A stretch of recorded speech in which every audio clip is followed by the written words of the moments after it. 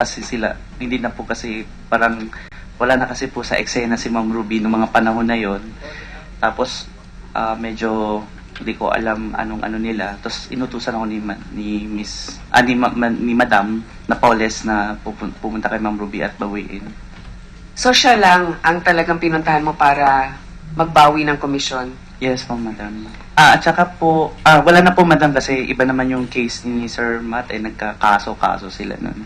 O sheriff yung pinapunta doon? Opo, sheriff. Nabanggit mo. So nakuha naman yung E-150? Opo, nasa possession po ni Miss Napoles. Nakuha niya yung sasakyan. So yung susunod ko naman na tanong kay Miss Tuason, kasi po nabanggit ninyo na dumadaan kayo dun sa senator's entrance, no, side entrance. Kasi po, dalawa po yung pwedeng pasukan dito. Meron po dito, nag-elevator po ba kayo nung kayo'y pumasok? Yes. Yes, ma'am. Okay. So alam ko na. Kasi meron isa na walang elevator. Doon mahirap buhatin yung pera kung sakasakali naka-roller bag ka. So, kung dito ka dumaan sa may elevator, marami namang nakakita pa sa inyo. I presume, yes. Sino pong sumusundo sa inyo muli galing sa opisina Isa niya? sa office niya. Isa sa office niya. Matatandaan niyo naman po kung magpakita ng mga litrato, halimbawa. Yes, I think so. Salamat po.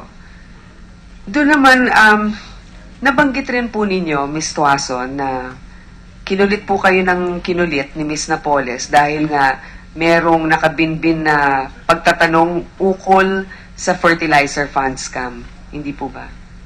Yung involvement, natakot siya na matatanong siya about her involvement dun kay Jok Volante. Opo. Alam naman po natin kasi, sa kaalaman din ng marami, nag-umpisa yung fertilizer fund scam investigation dahil na rin sa pag-uusig ni Senator Ping noon dahil nga sa ginamit daw ang pondo na yon para mandaya noong 2004 yung mga local contacts or officials ni Gloria Arroyo. Ngayon, ang nangyari kasi doon, si Napoles, sa aking pag-aalala, February 22, 2006 siya nasapina ng Senado. Hindi mo na alam yung petsa na yan. Ang hearing dapat ng fertilizer fund scam, February 26. Pero February 24, si GMA nagkaroon ng mini state of national emergency para meron daw alleged coup d'etat. Pero dahil dito, parang naaresto nga si Randy David, at saka, ang nangyari doon, meron ngang sinabi na dark ages of the Senate yon dahil hindi natuloy yung hearing. So gusto ko lang malaman, kasi nabanggit nga ni Ben Herren na marami siyang mga ibang kakilala na minsan isi-speakerphone niya, nabanggit ninyo. So sa tingin nyo ba ay nakarating na rin siguro sa Malacanang? O sa tingin nyo ba yung kanilang pag-uusap nung representative ni Senator Enrile ang maaring naging dahilan kung bakit hindi natuloy sa pagtawag kay Janet Napoles para marinig yung kanyang testimonyas ukol sa fertilizer fund scam? Kahit sino sa inyo, kung may nalalaman ka dyan. Ben Hur. Di ko po alam, Madam, kasi ang sabi niya po sa akin, may nakausap na daw siya po dito sa contacts niya sa Senate na hindi na siya mag-appear sa investigation.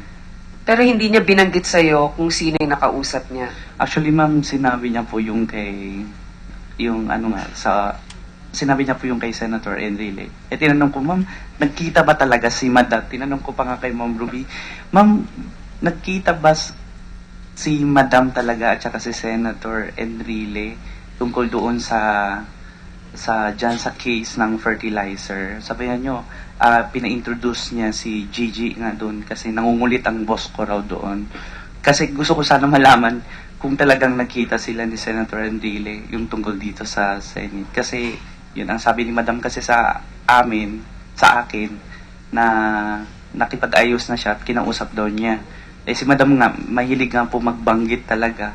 At nalalaman na lang po namin pala, chief of staff lang pala yung kausap niya, yung gano'n. Pero alam mo, tama, maganda rin naman na binerifika mo kung sino yung kausap.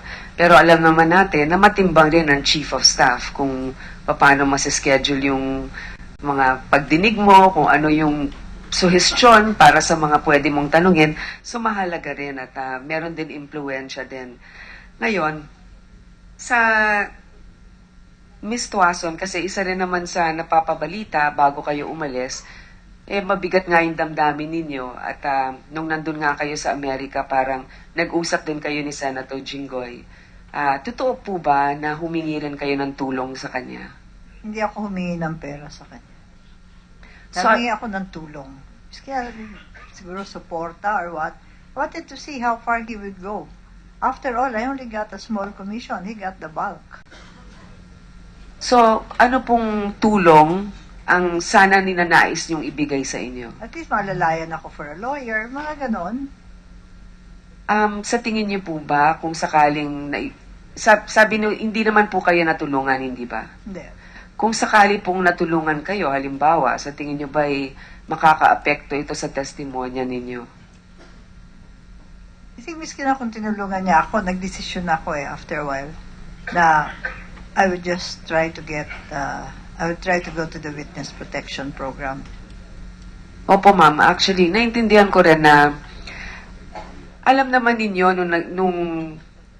nung kayo'y nagpapakilala ng mga tao na may komisyon doon. So, siguro matagal na rin kalakaran sa gobyerno. Alam ninyo na merong anomalya kahit papano po doon. Ano po ba?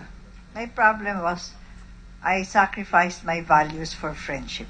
That's what happened. Kasi pag pumupunta ako sa opisina niya, nung hindi ko pa yung ginagawa, daming tao palagi doon, mga nanghihingi ng pera, kaysa may sakit, kaysa always for something. So sabi ko, I mean, where would they get naman all that money? So I thought I was even doing him a favor in that time. Opo. Salamat po. Yung sa DOJ na lang po, yung representative ng DOJ. Kasi po, isa dito sa mga sinasabi niyong provisional testimony, hindi po ba? May ibang specialty po ba? So, kasama din po dyan yung pagsabi nga, at alam ko malaking sakripisyo yan, lalo niya, byuda po kayo, na magsusoli ng komisyon.